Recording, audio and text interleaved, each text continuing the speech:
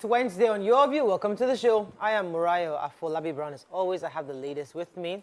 Hello, Obiajilu Ugbo. How are you, Dr. Obiajilu Ugbo? How are you doing? Dr. Murayo, How is market? excellent morning. Market is going well. Oh. So Monday, we're lamenting the market was very slow. As usual, Mondays. Yes, Mondays. And maybe some people did not even make sales at all. But yesterday, my fans, God bless you people for me. They showed up. They were looking for me. In fact, my girls told me when I got in, because I had to finish the show, that they will come, they'll peep, they don't see you, they go. They don't buy when they don't see me. They wait for me. So that means I have to be present in the shop.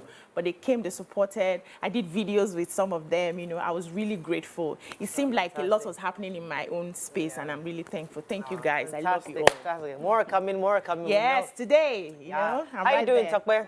I'm very good. I like your outfit. Somehow different from your usual. Yes, so TVC styling. So I'm really grateful. I know that you have to be optimistic that everything would, you wouldn't, whatever mistakes you've made, because you trust God, it would turn out for good. So that's where I'm in, because it feels like. Go for it. Go to turn it around. I have a feeling. I don't think it's going to be all bad. I just have a feeling that it's going to come out good somehow. So don't worry, be good. It's for your greater good. For the greater good. For the greater good. How you doing, Mariam Lungen? What's that? Published author. Vultures to the rescue. I'm fine. So the published author was at a school reading yesterday. A book reading at a school yesterday, Vantage Heights. So you see, one thing I love about the book reading that I do is because I get to go to different schools, I sort of feel the energy of each school. Do you know? I mean, there's just an unspoken thing you would feel about every. But this particular school was just about how sweet everybody, the children were especially very warm and hospitable. There are some schools you see that they're a bit careful, they're strict, and there are some there are some they just seem to be being rowdy, like everybody sit down. But this one was just so sweet, just all around. And I had a little conversation with some of the girls who were school prefects, and I was like, how does it feel? They're like, well, it's good, it's a lot of responsibilities. I said, yes, it's good training for when you become president. So thank you, Vantage Heights, for having me yesterday. How you can actually become a household name. Auntie Mariam was in my school. Auntie Mariam was in my school. Aside from your view, I'm talking like Auntie Mariam was my school. Came around. So the kids start talking about Auntie Mariam. Is that Auntie Mariam they call you? Or just Mariam? Or Mrs. Mariam or Miss Longa? Miss Mariam. I don't know. You have a name. So we take it on you, Auntie Mariam sounds like it. Auntie Mariam. Coming to school near you. Cool. How you doing? I'm fine today. I'm coming to your store today by God's grace. Come say hello. Oh my God. I go to African stores, just do some things. I had a few meetings earlier in the day, but we're coming after. So let's just say one of those days, midweek. Just to keep, I was telling someone today, I'm just tired. I'm tired of working. I just want money. You want to be, just to wake. I want to be kept. Just wake up in the morning and just have. And it's fun for as long as it lasts. And I'm tired. Every day waking up and working and doing this and hustling. my face was swollen this morning. I'm tired. That's why we just dashed me $10 million. It's too small, Abi. $100 million. I used to say $10 million for a long time, but just dash me the money. I say, inflation and everything, you need to make it. Let me just rest. And add value to life. I just been giving out books here, supporting Maria. Be there, easy life. Auntie Mariam is coming with Auntie Auntie Maria is just there. I help them to give out the books. Just be there, smiling. Let's go on a break. When we come back, we go through the front pages of the papers. Stay with us, we'll be right back. Stay tuned. Your View will be right back. All right, we're going to start with the nation. Wike others take anti-Atiku battle to Bauchi governor. Marketers seek upward review of petrol pump price.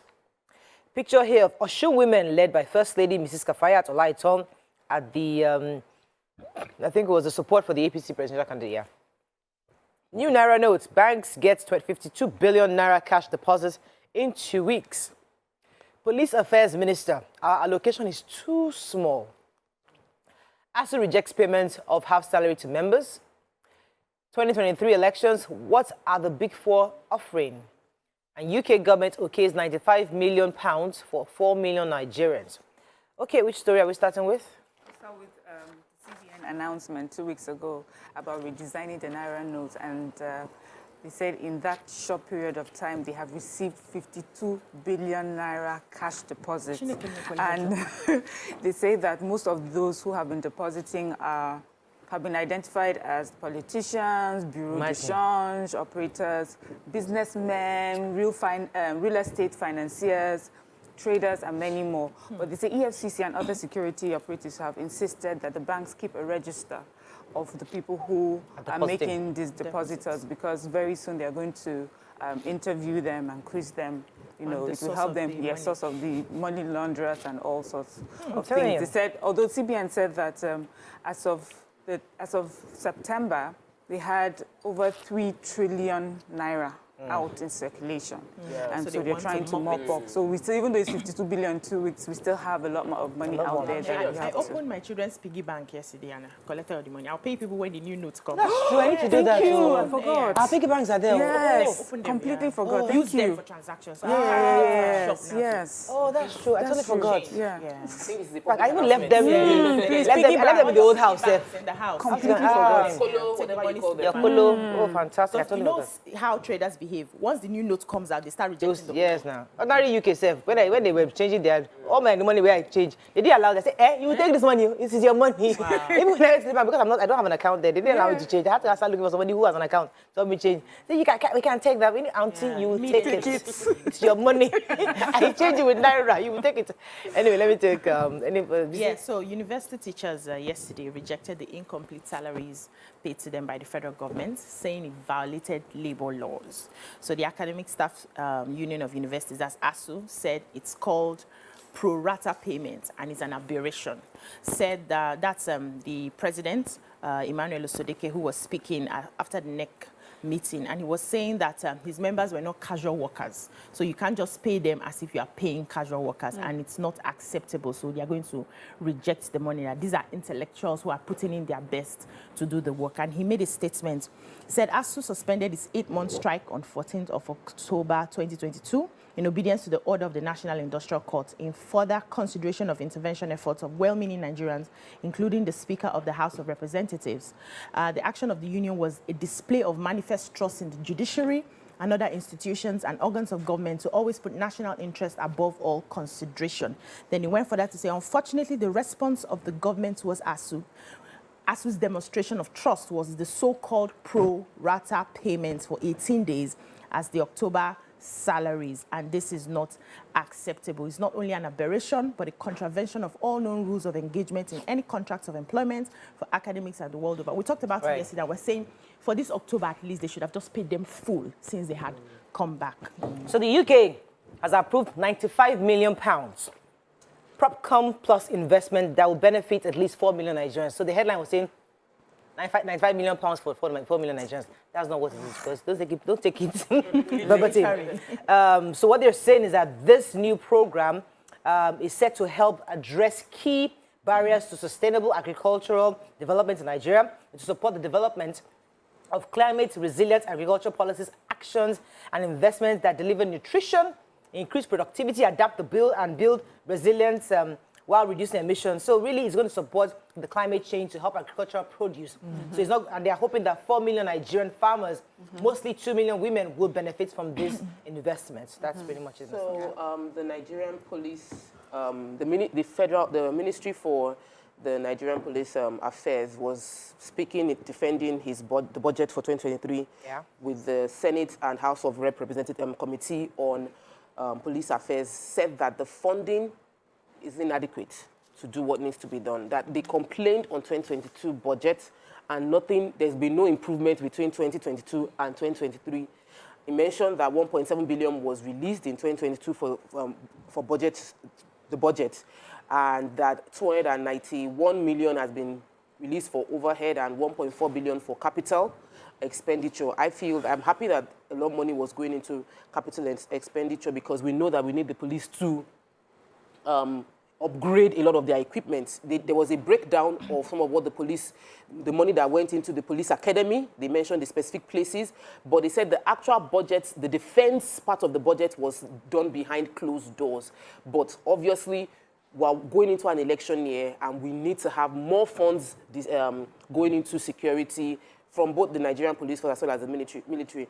Also defending her budget and asking for more funds is the Mrs. Abike Dabiri-Erewa of Nigerians in Diaspora Commission. She said that she is even asking that not just the budget, let's tweak the law according to the act that created NIDCOM, that if they tweak the act and that she would find within the commission ingenious ways to generate funds, that they are not a revenue generating agency right now, that if they become a revenue generating one, then they are able to source for funds creatively and they'll be able to meet their needs and expand their reach. So I think that should be looked into. Moving on quickly now to The Punch. Subject, presidential candidate, others to psychiatric test, says NMA. NYSC asked members to promote unity and nation building. Hushpuppi, jailed 11 years despite wife imam's pleas. Chidima, foster father, lied about Agatha's death, says police. Celestial Church members mob punchman police probe attack. Awarding Qatar World Cup a mistake, says Blatter. ASU awaits court's ruling on half pay. COP27, FGI's $400 billion for energy transition plan. Nigeria, 16 countries to fight money laundering and terrorism. Okay, which story are we starting with? The major headline. So the Nigerian Medical Association has called for a psychiatric evaluation of governorship and presidential candidates ahead of the 2023 elections. They said that this will provide them a comprehensive view of the state of the body of all the people who are, aspiring to hold political offices. And they said that, the screening of candidates will also determine the state of health of many Nigerians. But there's been this confusion. Is it constitutional? Should they do it? Is it allowed? Is it compulsory? People have been going back and forth. But the NMA president was the one, that's Uche Ojima, who said that they have to take this test. And he listed a couple of tests that they will have to undergo to ascertain their fitness for office. And he said a simple medical checkup such as chest x-ray, cardiac test, abdominal ultrascan, urinalysis, kidney function, liver function, just general body blood glucose assessments to just be sure that they are worthy to take up that position. They asked him a question, and they were saying who would now be the body to organize the test. And he said they are going to get an independent body, a group of specialists who will, handle the test, because if they do it with any of the government agencies, they can, find their way around it and influence it. And they asked, are Nigerians going to see the result? And he said, of course, because they, chief medical directors in different hospitals, when they are taking up such positions, they do tests, and the people who are appointing them see the results. So we, as the electorate, will have a right to see the results of the people who are going to be governing us, that they must make the results public. Okay. Yeah.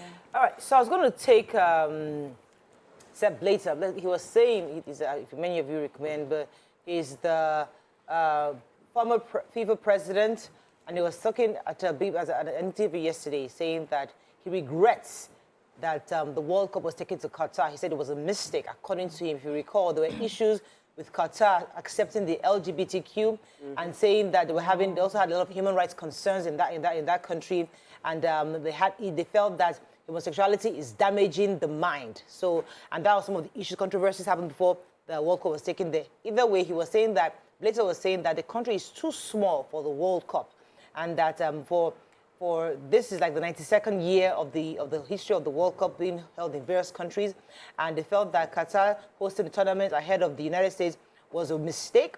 And he said that he voted for the United States and blames the UEFA president for swinging the vote to Qatar's favor. Many of you know the World Cup has started, and I'm not sure there are really any issue. I'm not aware of any serious complaints, but his issue was that it's too small the country to host The challenges for Qatar had been that Qatar is not supporting LGBTQ, and they felt like they did not respect work hours. People had to work extra time to be able to meet up But it was just, I think the world should respect people. A country can choose not to support LGBTQ, and they should be allowed to do that. Okay. And those that support it, nobody is crying that you are supporting it. There was, was 14 to 8 or so votes. Yes, and they did a whole lot to do towards the... Anyway, let's go on a quick break. When we come back, we'll continue with our review. Stay with us. We'll be right back.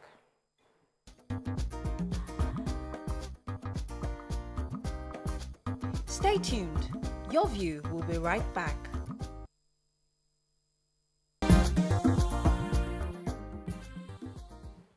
Thanks for staying with us. We're still reviewing Punch. Miriam had a story. Yes, so Hushpuppi, as Morale would pronounce the name.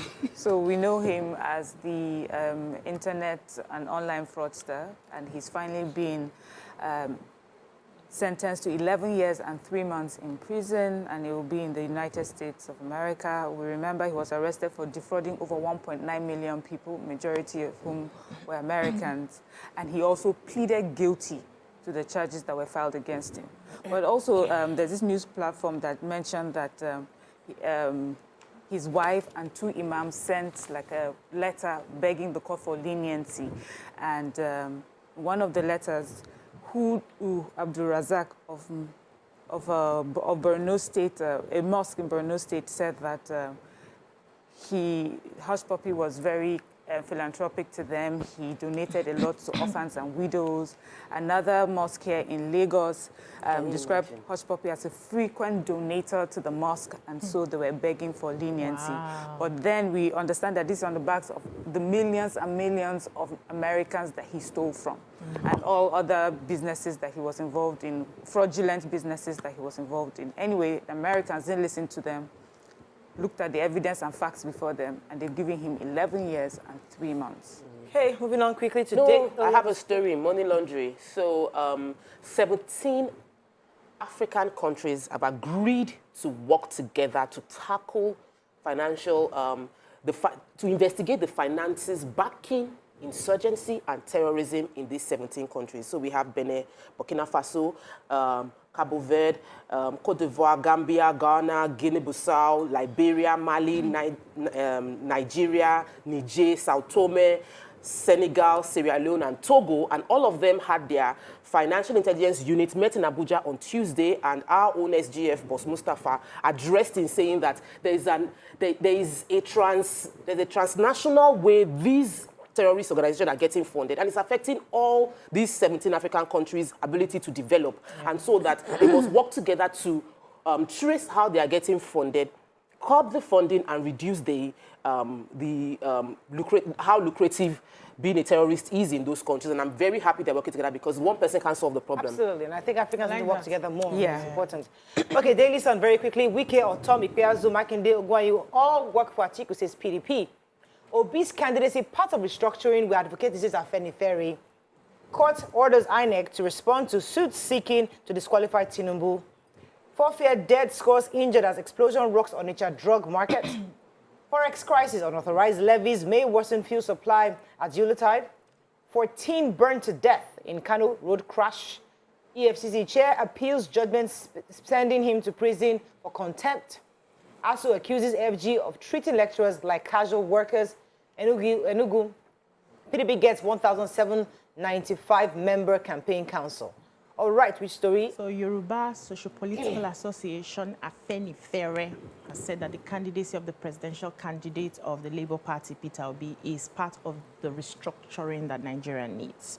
So this was said by the Secretary General, Shola, and he was mentioning that they have been advocating for a form of restructuring in a way that every ethnic nationality would have a sense of belonging in the country, that this country belongs to all of us, and that's why they are insisting on the endorsement of Obi, and it is based on equity, balance, justice, and fairness. So he also went ahead to say that what they are trying to do is to avoid one section of the country dominating over others. And if we say somebody like the PDP presidential candidate, if he wins, then it means that the people from the north will win the elections irrespective of anybody's feelings and whatever anybody says, they will win. And if it moves to the APC presidential candidate, it will mean that it's now rotating between the North and the Yoruba people. But if it goes to someone like Obi, it now means that some other parts who have not been given an opportunity would have a sense of belonging, and that is what they are fighting and the reason for their endorsement. PDP is saying very confidently that all the G5 governors, those governors that are aggrieved, that they will work for us in our interest. According to Senator Dino Melaye, he was saying specifically that Atiku will win without the governors who are aggrieved. Some of them will work for Atiku. We saw that when it happened in Benue, when Governor of Abia State, Ikeja, urged voters to vote for PDP from top to bottom. He also said that he can assure that the crisis with the governors will not affect Atiku's chances, that Atiku will definitely win without them.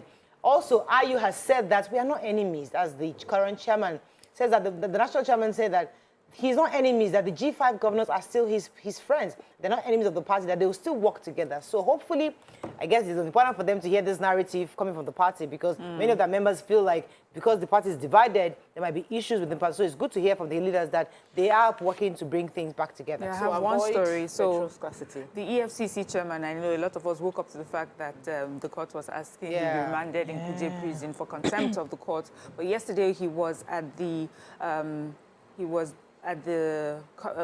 House of Reps, where they were defending their budget for 2023, and he was asked the question about his imminent remand, and he says that they're appealing the case, and they would hear from them. But he's specifically saying that they're trying to appeal to the National Assembly to see if that they can get more funds for the academy that they're building. Was the reason stated? Did you read that part? Yes, it was. No, I didn't read it in the paper, and I don't want to give social media stories.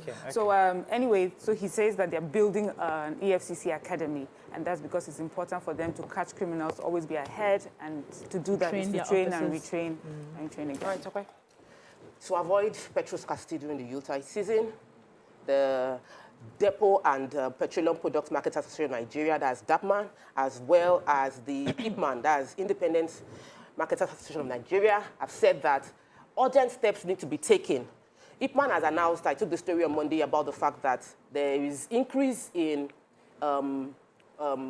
bringing in petrol, that's why we're having scarcity. Now DAPMAN is saying that there are additional levies, that illegal levies, unauthorized levies being placed on every transaction. The spokesperson also, Winfred Akpani, the chairman of DAPMAN, said that if the CBN doesn't provide DAPMAN and IPMAN access to petrol, dollars at official rates, there will be scarcity by Christmas, because they're having to source at the parallel markets at a rate that is not convenient or profitable. And so you cannot be saying, they're announcing ahead now. It will not be, it won't be a surprise to everybody if this happens. We already know what will happen during festive season. So let's listen to them and talk to them. We have to run. Let's just quickly take from the Tribune, I think NDLA uncovers plots to introduce lethal synthetic opioid and fentanyl to Nigeria. Otom Bala Muhammad reaffirmed support for Atiku. 4 fair dead, several injured as explosion rocks on the chemical market. That's another story. Take it. Kidnap ex-MILAD's wife released after 3 days. And Nigeria to get, okay, I think I took that story already. So NDLA? It's okay, NDLA. NDLA is saying that, that they're keeping eyes on cartels and drug barons that are trying to bring in an opioid called fentanyl.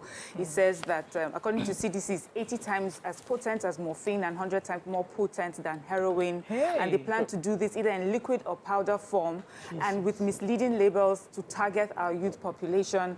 They also confirmed that a lot of the overdose deaths that happen in America is linked to this particular drug, and they said that its liquid form can come in form of nasal sprays, eye drops, and small candles. They're asking parents to be to be observant and keep an eye, and they will be doing their job to make sure that they don't bring this in. Yes. Oh, wow. This is scary. God will help us. We've seen lots of movies about this particular drug. I've seen a lot of them. It's really scary. So let's go on a break. When we come back, move on to our hot topic of the day. Stay with us. We'll be right back.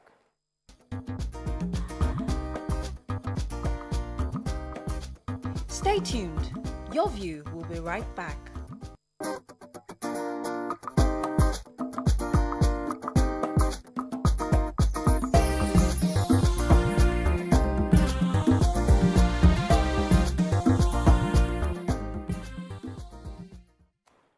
Thanks for staying with us. So according to reports, the Department of State Services, DSS, said that they are probing allegations of unprofessional conduct by their operatives at the Murtala Muhammed International Airport in Lagos. The probe followed an allegation by an Abuja-based human rights lawyer, Pelumi Olajengbesi, that operatives of that agency particularly begged passengers for money at the airport. Now, we're referencing this story because we know of stories of various extortions by airport officials, either customs, police officers, baggage carriers, different people that extort money in different ways. We'd like Nigerians to share their experiences with us this morning. You can call us on 08127053687, 09139076948. You can also tweet to us at TVC Connect. Please hashtag your view TVC so we can read your tweets. I never knew DSS officials at airports. I mean, I'm hearing it for the first time. I don't know how accurate that is, but Pelumi is saying that they did extort him as a DSS officer. However, many have also said various extortions have happened in various groups. I know in my own experience, when I came back, first of all, they just carried my bag and told me they had to check my bag. And I didn't say anything. I just kept quiet. As they're trying to open the zip and everything, one of the other attendants recognized me and told the person to stop unzipping. I said, am I the person? Are you Muraya? I said, yes. Oh, please let me greet Tokwe, greet Manima, greet Baraja. They zip me back. I said, bye-bye. But imagine if I wasn't Muraya. Of course, they'll open up and I might have to pay something to allow them to allow me go. So we see it all the time. They might not come outrightly to ask, but have you experienced this whenever you traveled? I had that same experience where someone wanted to check my bag. Someone recognized me and said they should not check it. The senior official came back and said, because she's on TV does not mean you should not check it. So they checked. And I had to say that. And they opened, and I said, well, it's vacation. It's my children's clothes. And I opened, and they saw that it was children clothes. Then they checked another bag. They saw jeans. It's okay, she can go. So it was... On your way back? On my way back. Okay. So it was a case of... someone recognized and someone wanted to say, let her go. And the boss said, no, just because she's on there doesn't mean that you should let her go. Yeah. That's a bit different from, but I've traveled several times and they would say, greet me and go. They don't even open or carry the bag. Extortion. Extortion. When I read it, I said, it's not really extortion, but they'll just greet you in the way Nigerians greet. And you will know that if you want peace, you will settle and move on.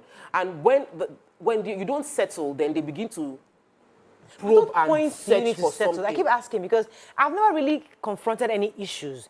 It's just when you enter, they want to pull and they want to check your bag to make sure you didn't bring in any contraband. Oh, but at what point do they extort? Several. Sometimes when they're going through your bag and flipping through your bag. I tried to board. Then there's a conversation. Especially when you come in. When you come in, they're going through your bag and everything. It's usually a conversation. So you're right about the fact that they say, welcome. You know, they'll greet you and you know they'll greet you and they'll greet you. There's a way they'll say this good after or welcome, anything for us. But then we've also had a conversation, especially during the COVID period, where people needed to have their cards. And if you could not get it, they would offer you a quick fix and then you pay. So there are just different methods. And because we're Nigerians, we know that it's extortion. Someone may come in and think, oh, these Nigerians are just very hospitable. They will greet you to death. But, you know, we understand what it means. So extortion happens, and I feel that anyone in Nigeria who says it does not happen or they've never encountered it or heard of someone who's encountered it is being funny. But I think there's a lot of sanitization going on. Because I remember a few years back when you travel and the sort of things you see in the airport, there's always this rush. But now, I think I came back, I traveled after you came back, and we're sort of noticing some form of calmness from the immigration officers. They would just, so I also noticed that they were not opening bags. They were using the scans. Before, if you're traveling, they'll open your bag. Do you have oil? Do you have cream? Because they want to take it out. You're not supposed to go in with any when liquid. you're going in. But now, you go through the scan, and they were not opening boxes. So my boxes were not opened. I traveled on my way back. It was just a regular greeting, and most of them had their stern faces, and I was like looking at my husband, something is happening in this place. Nigeria is really changing. My bags were not opened at all. Really? It was scanned properly, and then I carried my bags and I left. So they'll just ask you questions. We're family, so they'll be a bit more friendly. How are you doing? Where did you go to? Did you enjoy the place? And all of that. And a few people recognized me. So let's talk about extortion there generally there, because as Mariam said, because we're Nigerians, because even when you wake up in the morning, From the gatesman to the man on the street, to the person in your office, to the driver, to even the place you're going to visit, to the restaurant you just enter. Like, in a day, you can have to budget money every day. So, aside from the airways, which is what Pelumi is saying, that the DSS is a bit weightier. Let me still, that this regular day that we go to. Let me still talk about the airport thing, because when Mariam mentioned it, I'd forgotten. So, my trip just after COVID, I paid for my COVID test, and I showed them that I paid for the COVID test. But when I came, they said they did not see my name on the platform, and they kept checking, and I like they delayed me. I don't like settling. I don't even mind delay, but I don't bribe. Yeah. So I sat there and I said, I paid for this thing. Check it. This is my receipt. They checked the platform. They said, see, this is where your name would have been. One man passed. They said, see his name. Another person said, see his own name. Your own name is not there. So I said, so what do you want me to do? Then came the bill. Yes. So I was supposed to transfer to somebody's account. And then my Wi-Fi wasn't, my internet wasn't going through. So somebody actually hotspots for me so that I can have access to my account to transfer. And I settled so that I can pass through. So at the end of the day, the real problem with extortion is that criminality can escape because somebody is greedy. So somebody can smuggle things that shouldn't be in Nigeria into Nigeria because they tipped quickly and they will move through. So that's the fear. So somebody that is supposed to do COVID test didn't do it, but came in and paid, and then they go in. Exactly. So that's the real somebody can have temperature and come in, and just as it comes, my body just wants small take, and it goes through. So the real big deal with extortion is that it would lead to its corruption that would open the way for criminality to also escape. Internationally, you see, because I keep battling with this. Human beings are almost the same across the world, and that's why in the West, they depend on the machines. Yes. Because if there's a human being, even if you are not Nigerian, you will still want, because it's your sister, it's your cousin that's coming, you can pass through. But when the machine detects you, the machines are working, and there's a process. Without this, because I remember when I was coming back to Nigeria, oh yeah, excuse that. Continue. So, when I was coming back, there was something I was supposed to fill online that, as a Nigerian, myself and my sister were coming back to Nigeria. So we were coming differently, though. She told me, Mara, you have to fill this in online. No. I said, oh, no. I thought, Nigeria. So don't worry. So when I got there to the airport, the lady in Qatar said, Madam, you have to fill this form. I said, I was still acting as if she helped me out. But when I was about to board, they asked me for that form. And I had to kind of sit down like 45 minutes.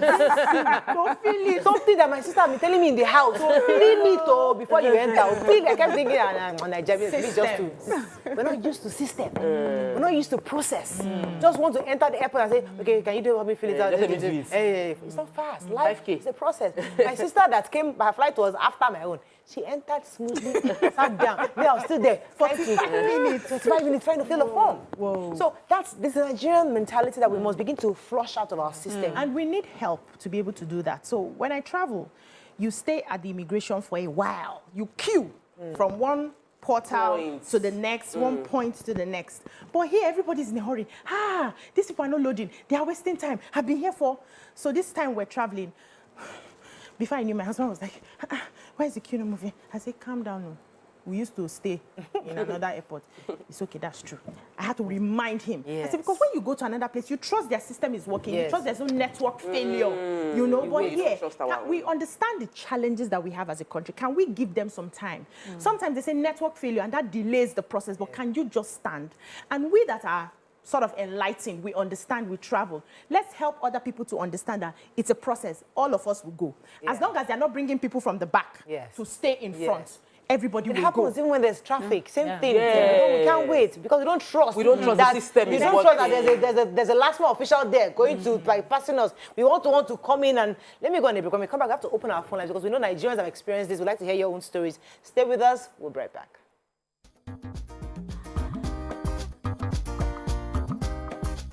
Stay tuned. Your View will be right back.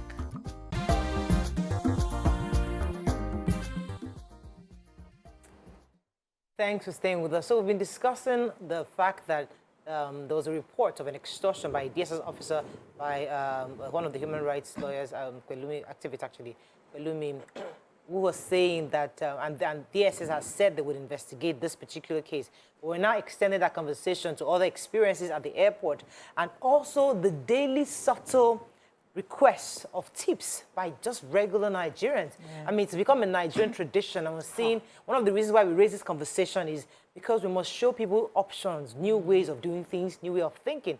But one will say that, listen, look around you. There's poverty around. I know. Why are we even questioning, or why are we even surprised that people will ask for tips every single day? I have no issues giving tips, but where I have a problem is when it becomes repetitive. Yeah. So you come yesterday, I give you something, and then you see me 2 days, you crown about 4 or 5 days.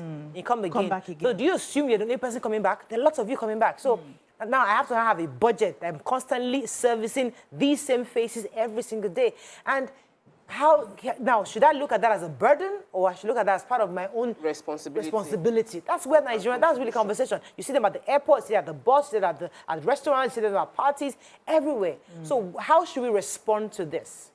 So there will always be beggars everywhere, okay? The only thing we are going to be working on as a country is to give a facelift to our officers so that they maintain their dignity by ensuring that we take care of their welfare, pay them well, so they have no excuse. I was really impressed with how they were seriously doing their job the last time I was coming back. They were seriously doing their job. At the airport, right? Yes.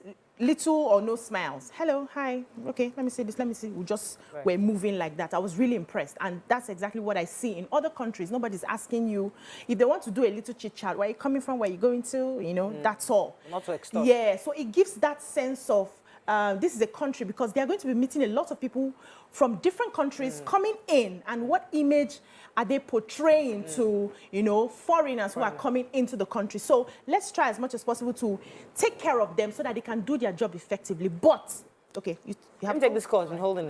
John, are you there from Switzerland? Hello, good morning. Good morning, you're live. In your view. Good morning. So, this issue, especially in Lagos, Can't hear him. Abuja is actually. Can you hear me? It's really, the volume is really low. Maybe somebody can increase the volume. Yeah, the immigration in Abuja is actually nice, but the one in Lagos is actually very, very terrible. I remember when I was traveling, I was having a lot of drinks, like Ribena carton in my hand luggage. So because I gave them some tips, they didn't even bother to even check it to know that there is liquid in there. Maybe they kept it, but they are supposed to declare there is a liquid in the hand luggage, and it's not allowed, to carry liquid in the hand luggage. So they allowed me. So when I got to Germany, they have to scan it because I have to change flight. They have to scan it, and they just hold my bag, and I was like, why? And they said there is a liquid. In fact, it was a box of Ribena drink. And I was so surprised it passed through. You know, and actually, I mistakenly put it there. I was supposed to put it in the big luggage. But because...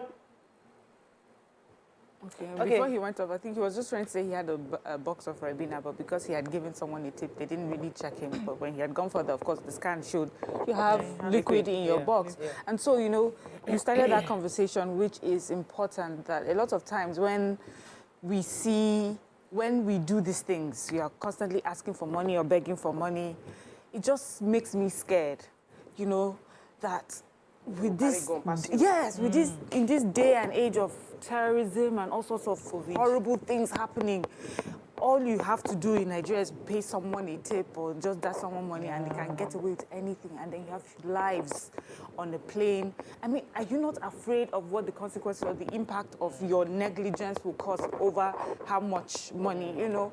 So it's important. It's not just at the airport, as you said, even sometimes police officers on the road, our traffic, you know, different sorts. Yeah. You just want to make sure that those people who are supposed to do their job are doing it well. Yeah. You just want to make sure that they are not carried away by how much they're giving and they let an armed robber pass, and then that person goes up and cause havoc to someone down the line because somebody collected 50 naira, 100 naira, you know.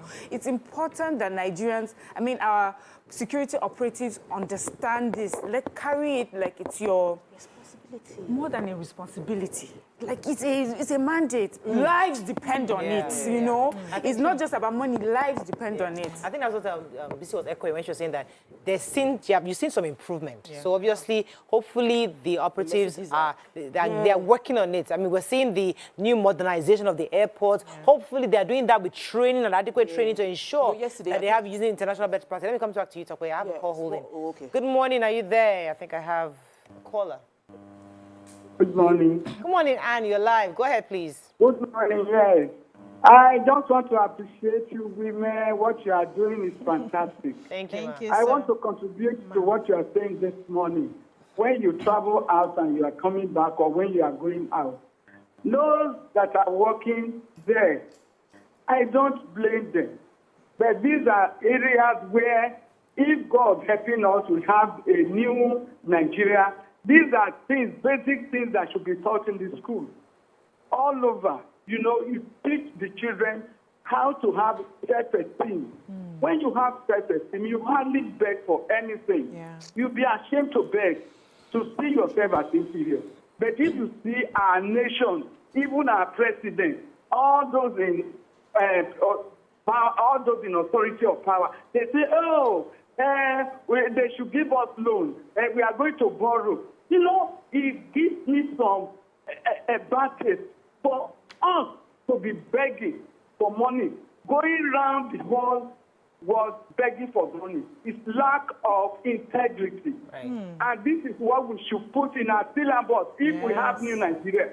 We women should rise up and say, put it in the syllabus. Children should be taught to have self-esteem. When you have self-esteem, you hardly go begging. Thank you very much, Anne. Yes, you're going to say something. You know, she went in the line I wanted to go, which is that you must have self-respect. You must have self-esteem, and you must have shame. It is shameful to have to beg, and I know some people that's like it's their last resort. They really don't want to. It's the only thing they could do. But I have had financial challenges even as a TV person, where we were checking every account and there was really nothing. And I had to just sit down and start thinking, how can I raise funds? I didn't think to beg. I did not call Muriah, please, I need money. But I really needed money. I've had to, as a TV person, my kids couldn't resume school the first week. I didn't start calling people and saying, let me beg you for money. I'm saying that we need to have that self-respect, that dignity to say, I am cash-strapped. But poverty is not a life sentence or that's being broke part-time. It would happen. But what we've done is we've created a culture that sees anybody that looks good as advantaged, and they must be the one to fund your disadvantage. Your helper. You know, you walk into a restaurant, you are a big girl, you must fund what I see as my disadvantage. I think it's something we need to change. It happens with a lot of our politicians spend money that can help the entire community, sorting out a few people, because all of us will see them and be harassing them until they drop something. And if they don't, we will see them as being stingy. When in actual fact, that fund could have provided borehole, built a toilet in the schools. We need to change this extortion culture that we have and start asking that there's proper systems in place. Let's start promoting true generosity, not the one that I'm reluctant to give you the money, but I'm truly grateful for your service. I tip you. Let me take this call. Good morning, are you there? Yeah, good morning. You're live. Go ahead, please. Please, let's be fair to these people. They're nice people, they are hardworking people. They never force anybody to give them money. Anytime I'm arriving in Nigeria, they welcome everybody. Anytime I'm leaving, they say, okay, you are going. There's nothing wrong with saying, Gap, are you taking the naira away? And I will give them voluntarily. There's nothing wrong with that now. So let's commend them. They are doing a good job. So they never force, I've never seen them once forcing anybody to give money or whatever. But they have, if I'm leaving, am I going? Sometimes I will forget I have naira in my pocket, in my purse. That's okay. Thank you, Ade. I think you're right, because the truth is, as we said, I think we have said it here also. they don't actually ask you for money. But I guess we interpret the excessive greeting sometimes as drop something. But some people overlook it. Because and you don't have to, and you just move on, you don't have to, and they don't force it out of you. Yeah. So I think we ourselves, since we're trying to change the narrative, we have a responsibility not to give. And what I do is I try as much as possible not to break the law so that you cannot hold me to give you anything. So once I know that I'm not supposed to pack so and so, I will not pack it. If you search my bag, I'm not supposed to have so and so, I will not have it. So that if I want to give, it's because I just like your face and I feel well done, man. And which is okay. Nigerians we are givers. If you want to give, really give from your heart. Not that somebody's asking you to give. Not that you have broken the law and you want to give to get out of it. So we must take responsibility in ensuring that we are always on the right. If the laws are broken once in a while, it should not be a pattern that every time they say, don't bring this to the airport, that's all you have in your bag, and then you pay your way out of it. I have to wrap up on this, but I think in a nutshell, you want to say something final? Go ahead, please. In traffic, there are two categories of people that ask for money. Those regular beggars, and then the boys that try to do something, wipe your windshield. Who do you give money to? The ones that try to wipe. Because I feel they are working. But wait, there was one that wiped. And I just watched the car. The car was in all this, what they call, is there a Marjorie? Just wiped. And I said, no. She looked at me. I said, come back and clean it. She eyed me and walked away.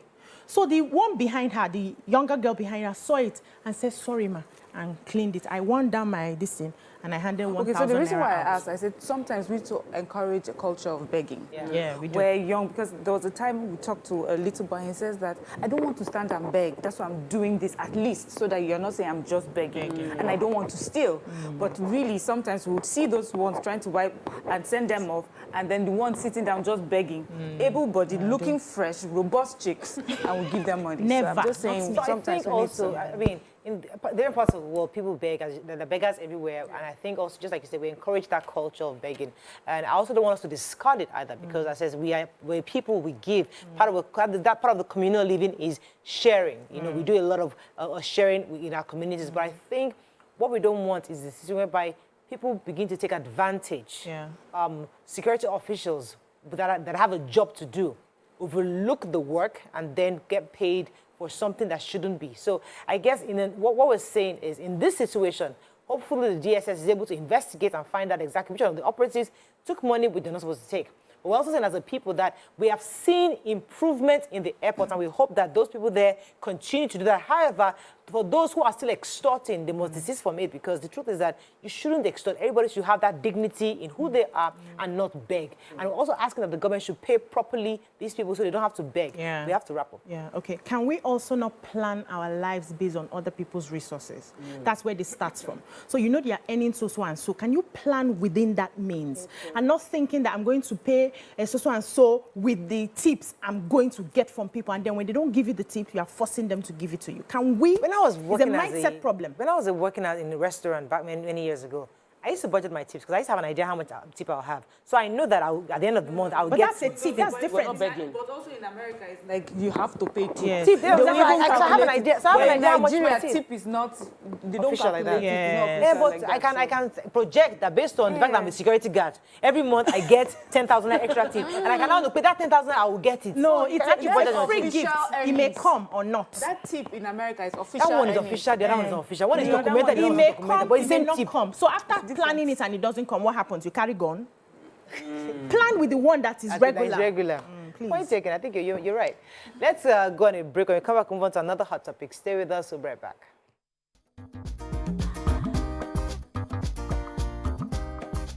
Stay tuned. Your view will be right back. Scratch. Thanks for staying with us. All right.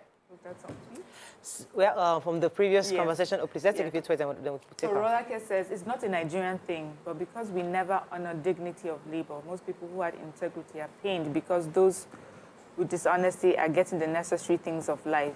In Nigeria, men evil deeds are written on brass, but the good ones are written on water. And this person, Abdulaziz Sani, says, you guys are doing a great job, I must say, regarding the begging issue. My sister, there's no amount of money government pay as salary to workers that would stop some low-esteem people from begging. The way I view it, it appears the character of begging is running in some people's blood. Yeah. And then Emmanuel here says, as a frequent traveler, my experiences are that the immigration personnel manning the airport exit and entry points are just seeking an excuse to extort. You pass through with prohibited items if you settle, and they actively hound out inexperienced travelers. Okay, I don't want to end with that because, as I said, many of us have experienced changes. So yes, that was the narrative we all knew many years. I would like to believe, and I'd like to stay on the part of caution, not to assume that it's also ongoing. She traveled recently and she has observed some changes. So we'll continue to have this kind of conversations and get Nigerians to call in who have recently traveled to tell us exactly how it is at the airport. So let us not just totally condemn, let's believe that indeed that there are changes and the security operatives and the borders, those manning our borders, are more, they're more professional in executing their jobs. Okay, let's move on to another interesting story that we read in the papers today about NMA insisting that our politicians undergo psychiatric evaluations before running for office. What are your thoughts on this? Do you agree? Do you think it's the right thing to do? Or do you think it's a distraction, as many have said, from really the objective of the elections? The elections is it about the psychiatric mental stability of our politicians or our candidates, or is it their ability to do the job? What are your thoughts on this? You can call us on 081-270-53687, 091-390-76948. You can also tweet us at TVC Connect. Please hashtag your view TVC so we can read your tweets. BC took the story, the papers, and I'd like you to just give us a recap. Yes, so Nigerian Medical Association is calling for a psychiatric evaluation of governorship and presidential candidates ahead of the 2023 elections. And one of the reasons they want to do this is to ascertain the mental well-being of anyone who wants to take up a leadership position, which I agree is the right thing to do, because when you are in leadership positions, you take up a leadership position, you are in charge of many people's lives. Many people's lives are in your hands, based on the sort of policies you'll be making. You're going to be, laden with responsibility to make laws, to pass policies, to, make rules and regulations and all that. So if your mental state is not balanced, it would affect the way you make these laws, and that will still go down to affect the people who these laws have been made for. So it's very important, and I know in this part of the world, we really do not pay much attention to mental health. It's just now that everybody's shouting, mental health, mental health. Even at that, most of us still do not understand the whole, would I say wholeness or the totality of what mental health is about. Now, if you're going to be in leadership positions, at least that psychiatric test can rule off the very extreme sides of the mental health issue, like maybe madness, like maybe chronic anger where you throw things, it rules off those extremes. And the little ones you can correct with coaching, mentorship, and all that. And I believe also that I think they should start looking into this, that every person who holds a leadership position must have a coach, that would attend to their well-being in the office. So you finish your conversations, your meetings, somebody is talking to you, telling you to take that deep breath. Your chief of staff should be a coach. In fact, no, all chief of staff should go and NLP. Yeah, do NLP. All the chief of yes, exactly. But those of you who work with the principals, I don't know, the responsibility of the chief of staff may be too much if you now add that one. So leave that one. Get a specialist that will be working with the governor. So you want to increase the cost of governance to create another office of the psychiatric evaluation. Pick somebody from your chief of staff is usually the person that is almost like your he's a glorified name for a PA. Okay, that's fine. You are there. You're the one that handles everything. That's fine. So your job. So go and do NLP training. Yeah, so that chief of staff must be a professional or an expert in that field that would help you. Because to govern your home alone, I got home yesterday, I think about 9 p.m., and my house was in disarray. My kids had scattered the bed. My head was jamming from inside. I was just holding myself from shouting because I've told them once you clean my room, lucky these kids have a penchant for messing up my bed. They will jump, they will play, they will scatter papers all over. It was something that upsets me. But I just remembered I sat down and I was taking deep breaths, and my daughter was like, "Mommy, are you okay?" I said, "You people should leave my room now before I open my eye." Just go. I need, you know. So some of those things, we don't see it as issues that we need to take care of. But if you are a leader, you must have your mental health in place so that you can make the right psychiatric, as she said, there's a spectrum. Yeah. We've seen our leaders. Some of them slapping people, extreme. We've seen them going crazy when they're in court, coming down with bandages. You know, we've seen all sort of things, and we're thinking the drama, the need to just do something that is very dramatic. What are your thoughts? Do you agree? Let's start with David. Do you agree with it? And do you think we should implement this as soon as possible? So I feel that mental health, like BC said, and all of us agree on the show that mental health is very important. But it is even more important as leaders, because every decision that one leader makes can impact the lives of millions of people. So they need to be as stable as possible, and they need to be in a resourceful state at all times. Leadership in Nigeria is tough. Leadership in Nigeria is tough. Even when you are managing 3 people, you're in a team of 12, you're trying to deal with the different characters you are managing.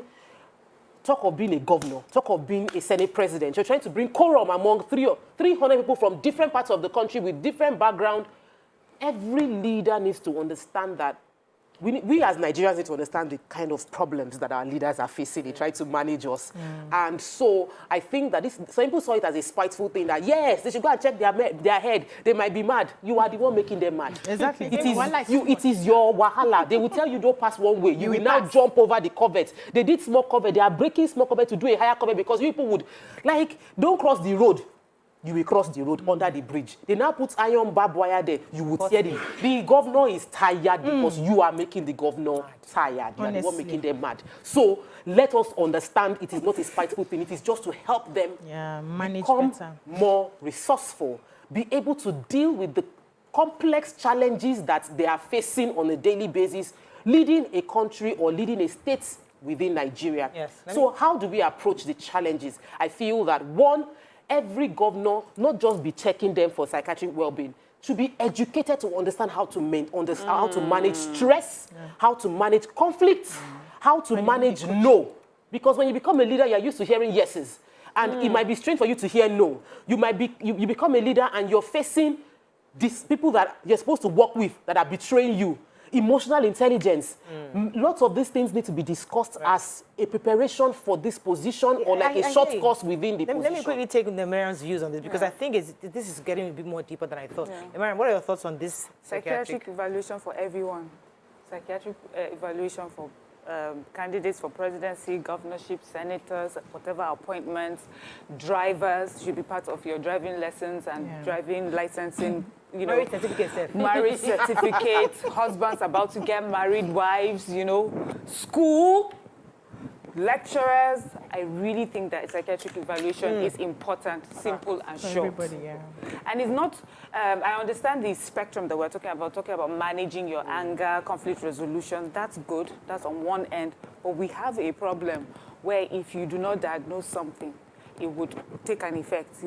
Someone who has a psychiatric issue, but because of the way they carry out, it's masked, and the person becomes a leader somewhere, becomes a president, governor, and work has become chaotic because of a mental illness. I'm not even talking of just, the emotions that you're trying to, I'm talking of mental illness. It's important that we do that. And the person then, even at that point, will know if they have a problem, and then they will manage it outside that, because you cannot have a mental illness and lead people. You cannot have a mental illness and organize people. It would definitely spill over. We've seen we've read stories of people who gathered a lot of crowd because they seem so charismatic, but over the years they looked at it and realized they had a mental illness. So there's some of it that it comes across as being charismatic, being able to lead people, but then they eventually lead people to their deaths, eventually lead people into tragic situations, and that is why it's so important, especially for drivers on the road. And our teachers, the teachers that teach our children. Something just dropped in my mind now, and let's go to break. When we come back, we'll continue this conversation. Stay with us, we'll be right back.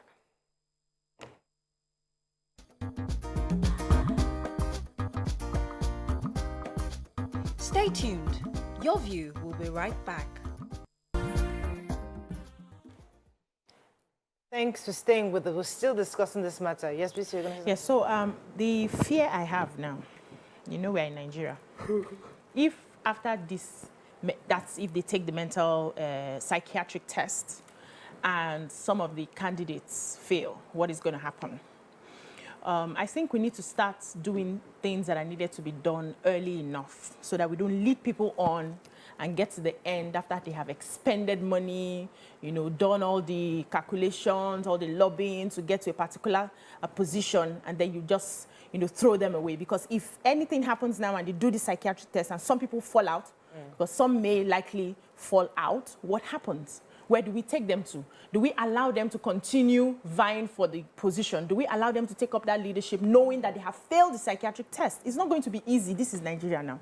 It's not going to be easy. So I would have suggested that at the point where they were picking up forms. Or the law. Yes. Electoral act should be amended. Yes, amended that at the before point. you even pick up your form, at the pass point, the test. at the point you are registering to say, I'm interested. They are running, they are running the test. Yes. So that if you're not there, they will tell you, Uncle, this your test did not pass. Step you aside. do a leadership course. Yes. NLP. Because no, I'm talking about this evaluation is different from leadership courses. No, what I'm saying, no, that one is a conversation. What I'm saying, I hear you. You're very correct. That's a medical thing. A psychiatric evaluation is important. In addition to that, because we're talking about at the end of the day, the end product is a good leader. That's what we're trying to achieve. So for you to be a good leader, aside from the psychiatric evaluation, you also need a course that tells you about leadership. Many of them, what dropped into my mind is that I have found that a lot of us who go to school and are taught in the way we are taught, only about, this is my own figures, maybe about 60% of us really assimilate everything, take everything in. Yeah. Maybe if they start teaching these things in pidgin, or in our various languages. So coaches like you must translate these things in local languages. Don't send somebody who their entire life have lived in this particular culture and then go and speaking big take them for evaluation, take them for leadership, and you're speaking all this big grammar. They're not getting it. No, but you break it down in who they are because many of us, because our coaches have learnt it, but they've learnt it in a different man's language, and they're teaching it in a different man's language. But you're not getting through to the Nigerian that needs this information. So let me tell you my personal experience. There are people that come to me for coaching, and I realize that they are not fluent in English, and I go to pidgin. There was a lady I coached recently in Igbo language. Simple. We were doing Igbo back to back. So the coaches know. That's why I'm saying for general classes, you will not have people being coached in Yoruba for general. But if a governor has a coach, you will get that language that suits you, that the language you think with, that's what you'll be coached in, so that you assimilate and understand it. So those coaches are professionals. They know if they can speak that language, they will speak the language to you, but it has to be one-on-one. For general classes, I don't think we'll have people coaching in Hausa. Only Hausa people will come, or Yoruba and all that. So I think they know. Can we go to the psychiatrists? Yeah. Back to psychiatry. People have schizophrenia. Schizophrenia. Anyhow. People have, some people are sociopaths, some people are psychopaths. Yes. As in, it's their wiring, narcissistic. Yes. Like, this is, it's not like they're training them. It's a medical issue. And when they are making decisions that will change your entire state, you should be aware, they should be aware of where they are on the spectrum and be using a drug to balance their chemical well-being. And if they don't know, their decisions are affecting lives. Yeah. So, the psychiatrists, and I'm going back to this advice from NMA that they should be getting help, because sometimes you listen to some people and you're wondering, are you in this country? Are you listening to what is going on in the town? Are you feeling the pulse of the people? Because it seems like you're in a different space. And they might be up here. And it is not that they're not competent, but they're mentally not in this. They need to balance their hormones to be able to function as they are wired optimally. So the psychiatrist check is important for all of us, and it should be compulsory for our leaders. So it's important for all of us, but compulsory for leaders. Are they right? Just like you said, in the education, health sector, the labor. Labor, thank you. Let me take this call. Come to you, Mariam. Good morning. Are you there? Good morning. You're live. Go ahead, please. My name is Taiwo. I'm calling from Ibadan. Yeah, welcome to the show. Okay. On this topic of psychiatric tests for presidential candidates and others, it is something that we ought to have started doing before now. And because it's a lot to govern a country, even being a father at home with a couple of children is you could see the madness that comes with it. You want to go mad in most cases. So when you have over 200 million people to govern, to lead, you rest assured that if you're not mentally stable and strong enough, you cannot succeed. Yeah. And this is why most people, even though they have good intention, they want to come and lead, they have good plans. When they finally get there, and 2 or 3 people just criticize them or push them around, everything goes sour and they can't hold it together. So evaluating them mentally. Oh, sorry, we lost that. Mary, I'm going to say something. So I think I've already made my point on the fact that medical evaluation is important. But then I wanted to jump on your conversation on leadership training and, and it's important too. When you started saying it, that, oh, they need to get like special leadership training, I was like, when you started saying it, I was like, no, why should someone go for a special class to learn how to be a leader? Usually by the time you get to that position, you should have acquired all the life experiences, educational experiences to get you to the point where you're a leader. But now, if we look at it critically, the way that our country is going, our society, there's just so much that has gone wrong. So many values that we have thrown away, a lot of important things, character development that we do not see as important. So yes, life has changed. And now I see why it's important that you have like a particular class that would teach a group of people who think that they are ready and willing to make a difference to get that sort of training. And then when you're running for offices like that, you must have gone through that training a long time before. It should not be that, okay, now that you have been elected, or now that you're about to go for this class, it should have been that you have taken this training, even as a young person, and it has affected it has shaped you, and shaped your character, and shaped you to the point that you've come here, and then Nigerians will find you competent to run for office. Let me take this call from Femi. Femi is calling from Abuja. Good morning, you're live. Hello, good morning. Good morning, Femi. Go ahead, please. Yeah, please, I've been wanting to ask this question for about 4 weeks now. But I want to ask it now. Please, I just want to ask, where is my auntie, Yemi Kuti? Oh, she's still on. She's on vacation. Yeah. She's not around. Celebration got her tired. I mean, of course, she was. She had to rest after celebration. She'll be resuming soon. Thank you. So, I think we've all agreed that we need to have, our leaders need to. Yes, we understand towards the elections, but it's just beyond the elections. Is even for all various positions, people need to be evaluated properly to be sure that they are mentally stable for the work at hand. And I think somebody said it earlier, it's not easy governing Nigeria. But my question is, do you need somebody who is mentally stable? Or do you need somebody who is equally crazy? Like, that it is madness that you use to cure madness. So, if you want to catch a monkey, you behave like a monkey. The point is that, because think about it, you bring somebody who is so righteous and this, and is just very, very English speaking and comes in and governs these people, and then somebody who's just as crazy as everybody. Is that what we want? I'm just trying to understand, find a different perspective to this conversation. Go ahead. So let me tell you how energy works. If you have somebody at the head who has that energy of excellence, over time, you see that all the people working with him or her will begin to pick up on that energy of excellence, and that's how it goes round. If you get a mad person, as mad as what you think we need, the madness continues. The madness, it becomes a loop. So everybody just, they mad, they go. We're just going round in circles. We were mad on the traffic. We were mad in the hospital. We were mad in the school. We are mad everywhere. And that's what we've been seeing so far. We've just been, going round and round in the loop.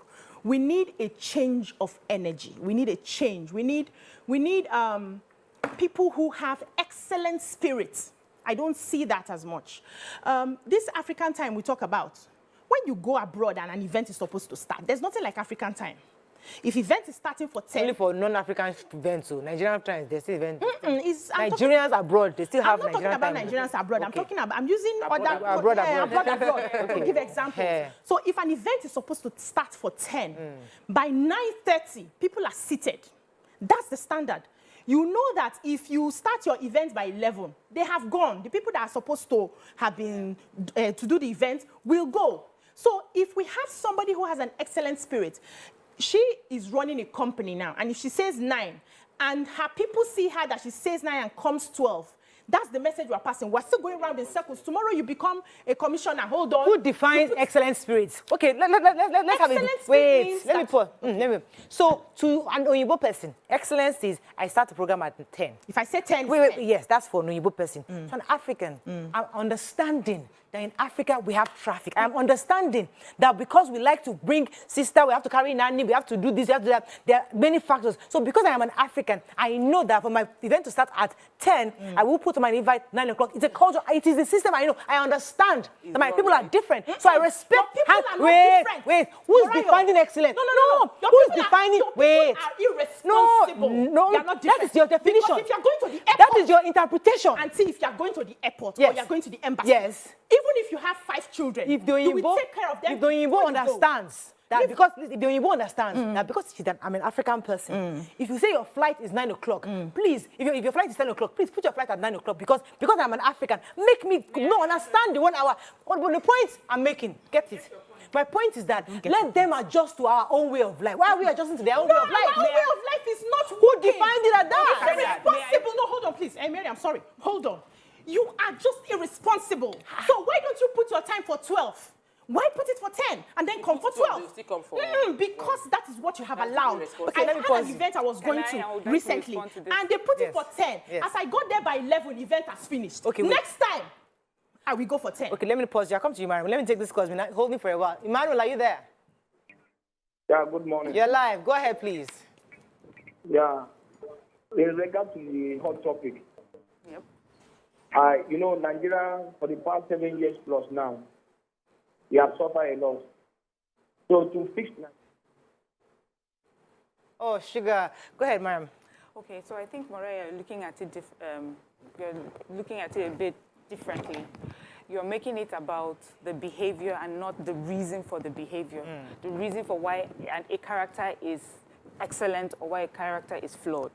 The reason why they ask you to come on time is because time is money. If you waste time on one thing, you waste time in many other things. If you're supposed to be somewhere at 7 and you waste time and you get there at 8, so many things will be pushed back and will affect many other things. If a flight was supposed to leave at 8 and it leaves at 10, it will affect the flight that was supposed to have left at 10 and everything else will be affected. So a character or behavior is not just about the character itself, the thing that we're doing itself, but the effect and the impact that it has on people. And late coming has a negative effect on people. Begging constantly has a negative effect on your dignity and making sure that as a security operative or whatever job that you hold, that you do it without bias. So those are the reasons why it's easy to define character or excellent character because it is either A or it is B. Simple. There's no gray line. So I get that. There's so no, the same principle, the same principle we apply when we say, okay, to come to a meeting, you wear a suit. I want to wear my Ankara to my meeting. So you've created a standard that it has to be a suit on a Monday morning. I'm saying I can wear my Ankara on a Monday morning because that's who I am. So it's a styling. So the same way with the timing. If you are the timing, it's not about character. It's about what I believe. If it's about respecting the culture or the way people are, that these people are communal. So, for example, you want to bury somebody. In my own culture, it's a communal thing. In your own culture, it's just father, mother, and the children bury their grandma. Everybody goes home, eats biscuit, and go home. No, in my own culture, we have a huge. So you might see it as irresponsible or flamboyant or something. It is who we are. My point, therefore, is that I hear you very clearly. It's not who we are. Don't define it as being responsible over another person's behavior. I'm saying, we're saying that who is defining what is respectable and what is not respectable? Integrity is saying something and standing by it. So if I say 10, I should be there for 10. That's integrity. Integrity is yes or no. That's integrity. I'll come to you after this break. I'll come to you after this break. Stay with us, we'll be right back.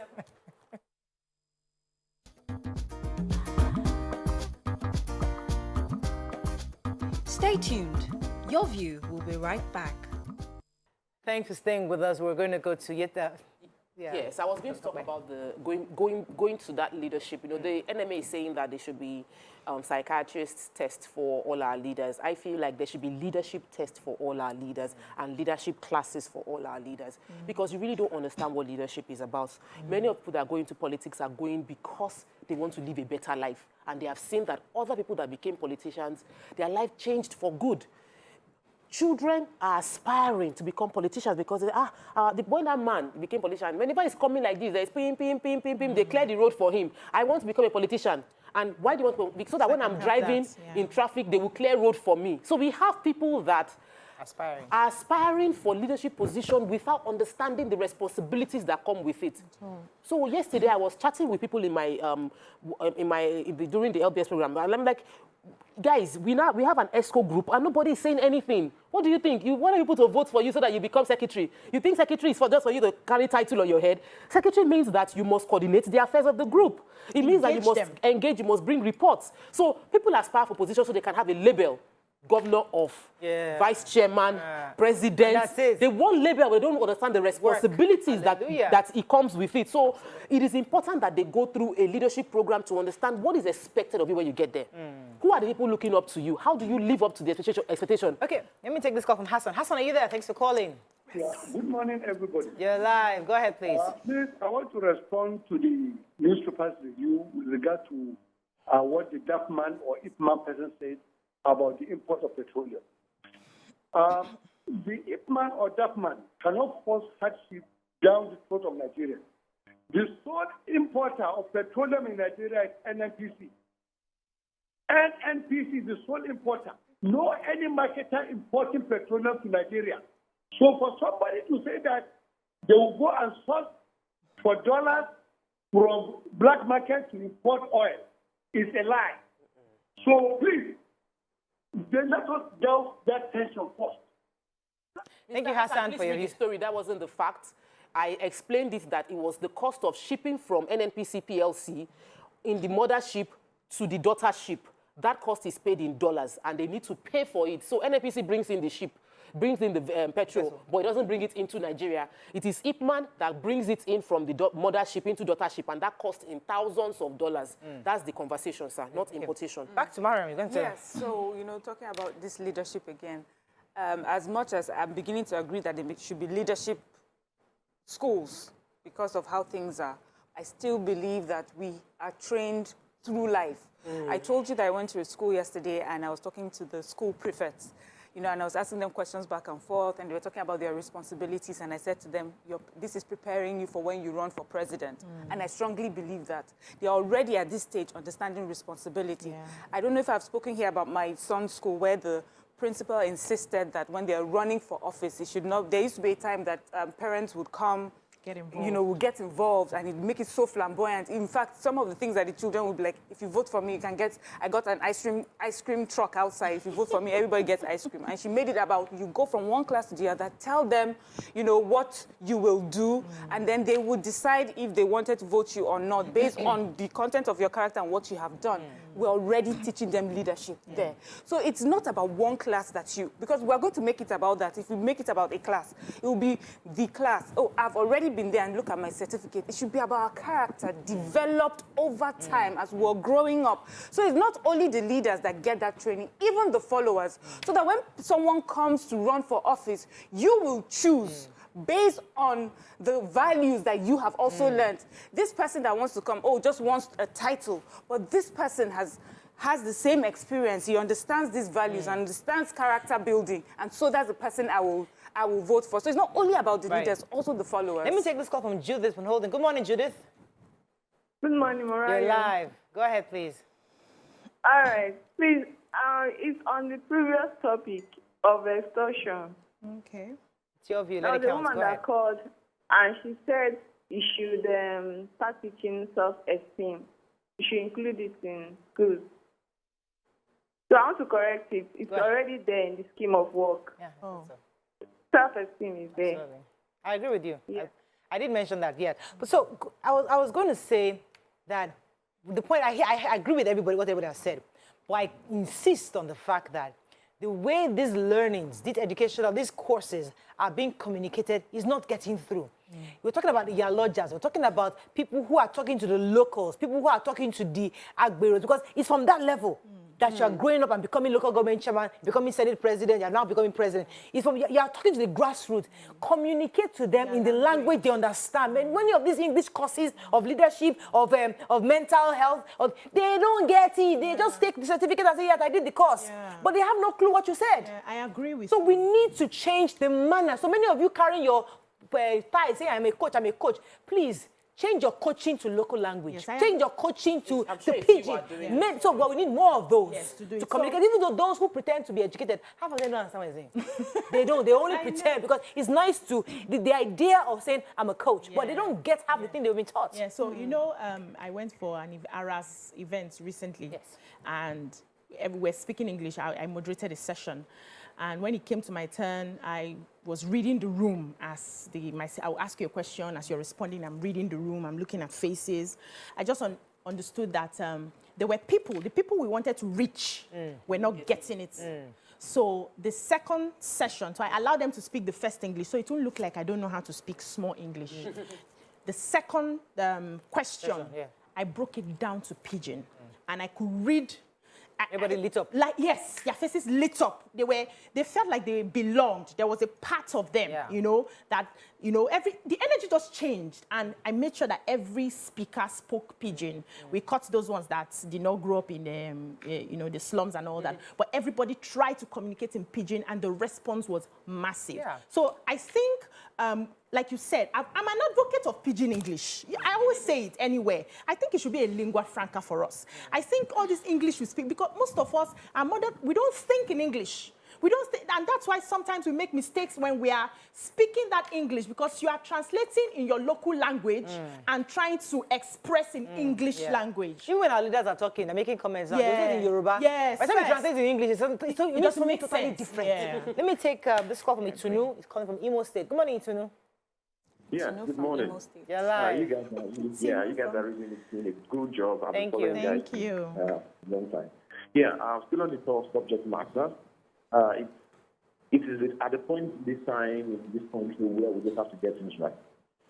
If we want to get things right, we have to get it right. And that's be from all sectors. Starting from the educational sector, if we want to get things right, I believe or I think that ethics and leadership should be taught. Leadership, yes, it is taught. Yes, it should be taught so that everybody knows what they are bound for. So that when they are leaving the institution, the academic institution to the world, they know how things should be. And when they see the way people do it the other round, they know what to do. And then with respect to what you guys talked about the other time, I believe every leader in Nigeria shouldn't just come up from anywhere. There should be a parameter for leadership.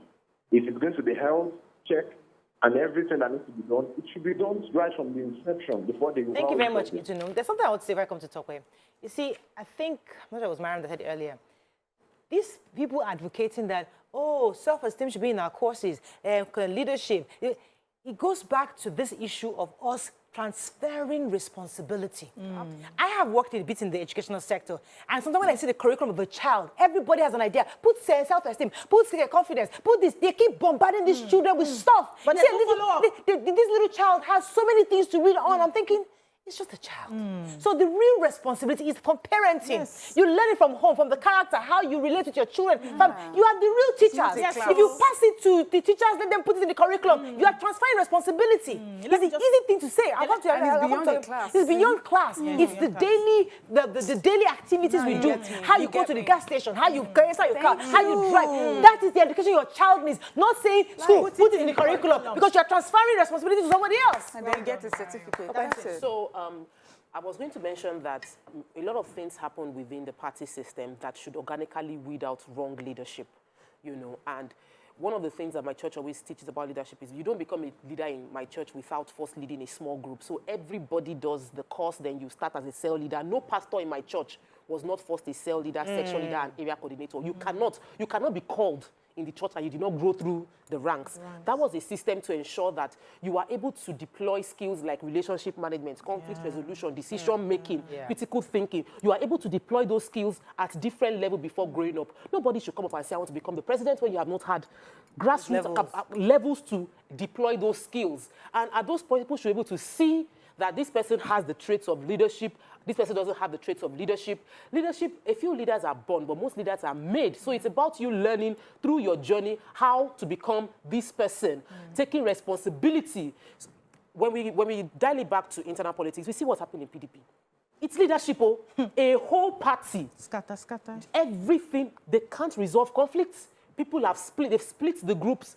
We are seeing our politicians jumping from party to party, and we're asking why they are leaders.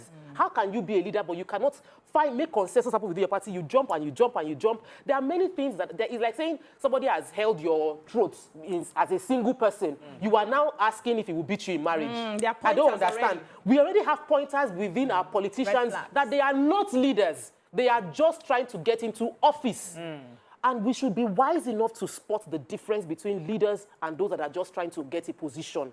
So let me just add this, because we always expect that, you know, as an adult, all your life you have been wired in a particular way, and then you do one course and everything automatically is supposed to change. That's fallacy. So we need to understand that the subconscious mind learns through repetition. And that's why it's not just this class. So since we're starting with children now, as they get home, they should see that same example with the parents. They should see that example outside. Because what we see is we go for all of these courses. We come back in 2 weeks. We are talking about it. We are practicing. After the 3rd week, the market woman don't do you.